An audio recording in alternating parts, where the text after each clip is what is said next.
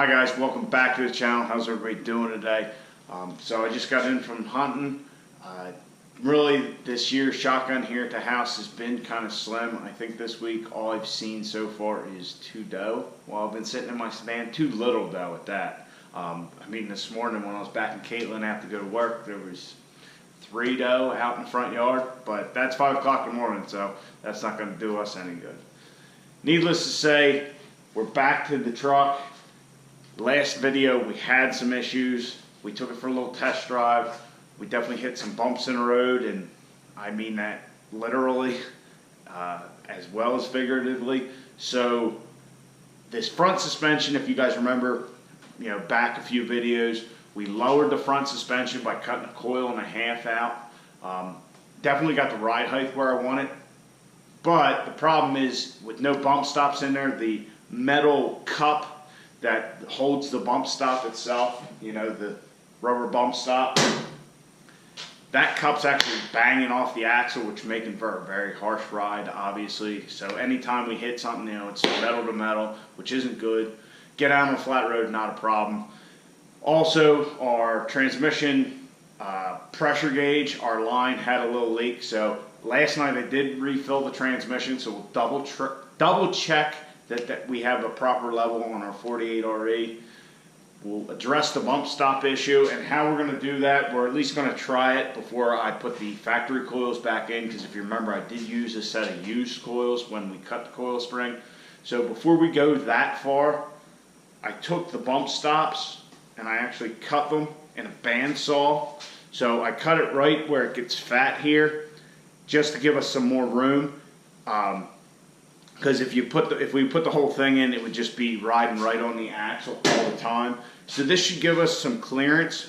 This should stick out of the bump stop cup about 1/4 inch or so. What I'm hoping is that the rubber just softens it enough that when it does hit, it's not as big a bang and all that. Will it ride rough? Yes. But I'm not really concerned about that. We're going to drive the truck to events here and there, to the track, really.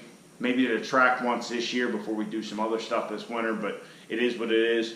So we're going to try that, see if we can just get by for now. Rough ride, I don't really care if that's the case, but as long as it's not making that hellacious banging and isn't too hard. So that's one thing we're going to do real quick is pop those in.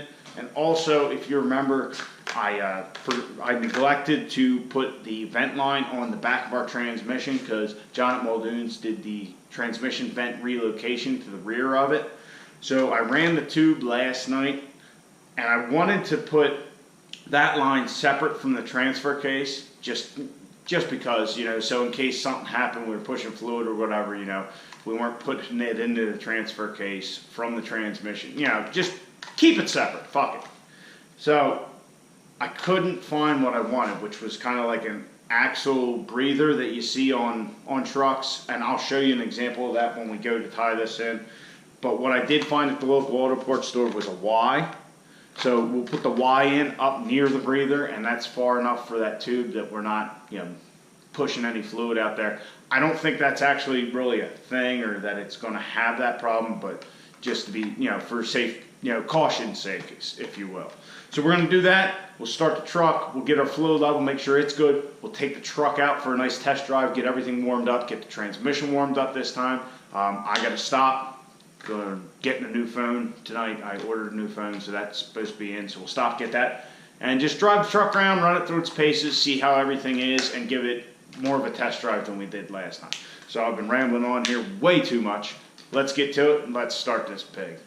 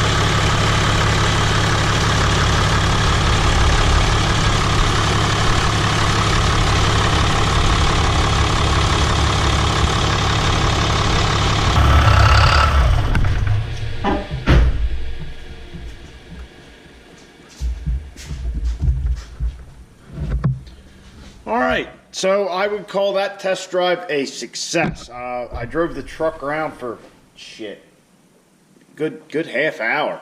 I was getting some smoke. I stopped a couple times. It appears to be the turbo exhaust blanket, which, as you can see, I can just rest my hand right on that thing.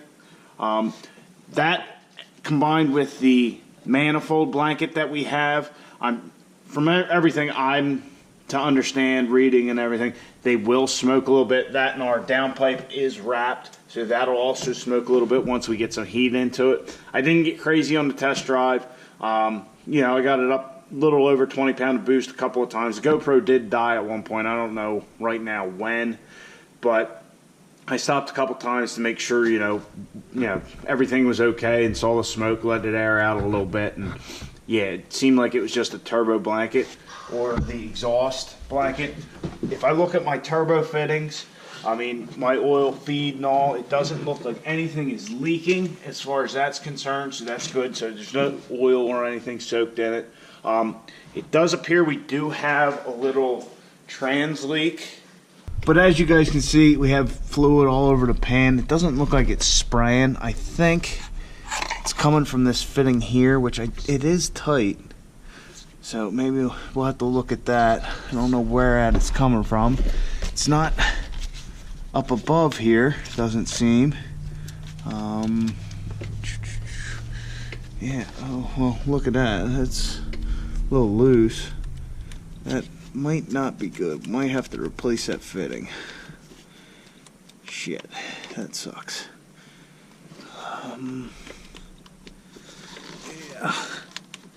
Yeah, that 90 might be our culprit. I'll try and make sure everything's tight again, which I know it tightened everything. So maybe just this fittings wore out, which, as you can see, it is discolored from when we burnt the torque converter up. So maybe that has something to do with it. I don't know. But that's a little issue. We can fix that.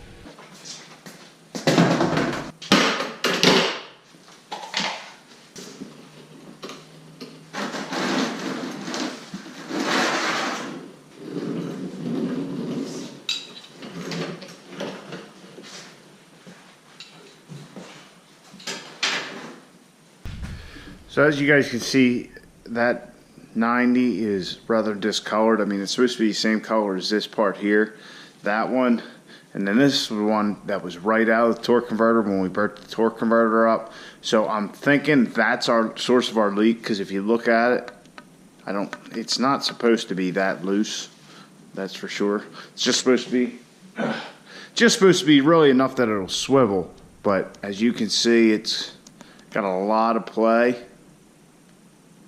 So I'm going to have to get those changed out. I have lines, so I'll just have to grab two 90-degree fittings to make this line up again. Alright guys, so I would label this test drive a success. Yeah, we have a couple little leaks transmission fluid wise, but it's nothing major. It's not like it was puddling up. You know, there's some drips here in the garage when we came and parked it from, you know, the pan and all that, you know, because it's obviously going all over the place from this line. But like I said, it's not something I thought about, but maybe we should have just replaced these after that incident with the torque converter. I'm new to AN fittings and all that, so it's not something I thought about, but yeah, just the play in here is definitely excessive. So we'll get some new fittings tomorrow. Hopefully our buddy Charles at Santiago Speed, they're in Stroudsburg. Hopefully he has a couple of those on the shelf so we can get that knocked out tomorrow night. Yeah, transmission shifted great. It performed exactly how it's supposed to. I do have to still talk to John about our pressures, make sure he doesn't want us to mess with that all thread for the TV lever, just to, you know, see if we get a little more pressure out of it. I think where we're at's good, 130 and then 200 in lockup, but I just want to verify with him, and it's my fault. I keep forgetting to, you know, give him a call during the day, and don't really think about it until I get back here in the garage. So transmission wise, we're good. Just that little fluid leak, which will knock out. The exhaust wrap and the turbo blanket and the exhaust manifold blanket, those all just need to be cycled and heated up and cooled down. From what I understand, it's my first experience with those as well. It's not something I've had even on Caitlin or anything else. So that one issue we did have, and it's my fault again, the radio doesn't work. Well, when I was messing with those switches up there, I just wanted to get everything back together. I just threw the radio in, never hooked anything up. So I want to get that working just so I can have some tunes when I am driving it. And the big thing, the bump stops. Cutting those bump stops made a hell of a difference. So now even going out of the driveway, I was having problems where it was, metal on metal, it was making a loud bang, it was rough. Now it's fine. Yes, on the back roads here, it is a little bit rougher, but you can't tell that really it's hitting the bump stops because there's no metal on metal noise or anything like that. And once you get out on like a normal road, not something that's tarred and chipped like every road around here, like my road, I live on a back road. Once you get on a normal road, it's fine. The truck rides fine. So I'm very happy about that. We can keep the ride height of the truck low, even though it does suck to crawl under. When I was undoing these fittings, I crawled under with the creeper and I didn't have enough room. I had to get it on my back, which that's not a problem. It's just, I'm used to a four-wheel drive truck not having to do that. So hope you guys enjoyed the video. I know it was just a little test drive and working a couple quirks out, but it is what it is. But we're going to have this thing back at the track here shortly. I really didn't get into it on the test drive too much, but the next one, we definitely will. Alright guys, hope you enjoyed. Please like, comment, subscribe. Get out in your garage. Get to working on your truck.